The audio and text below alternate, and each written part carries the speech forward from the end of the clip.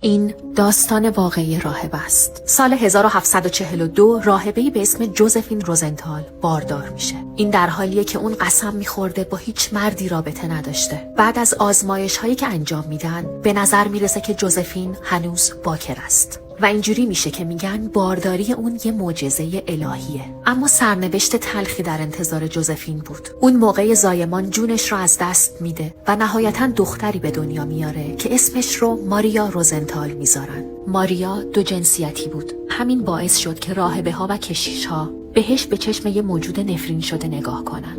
کم کم زمزمه هایی شروع شد که میگفتن اون یه موجود شیطانیه و حضورش نحسه. نهایتاً کلیسا یه نقشه وحشتناکی کشید. اونا تصمیم گرفتن وقتی ماریا 33 ساله شد، یعنی دقیقاً همون سنی که مسیح از دنیا رفت، اونو قربانی کنن تا مرگش رو مقدس جلوه بدن. اما ماریا از این نقشه با خبر میشه و قبل از اینکه به دست اونا کشته بشه، خودش به زندگیش پایان میده.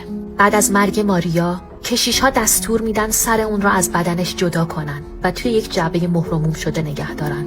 بعد از این ماجرا اتفاقهای عجیب و غریب توی اون صومعه شروع شد. اتفاقهای ماورا طبیعی که همه میگفتن دلیلش روح ماریاست که اونجا رو تسخیر کرده.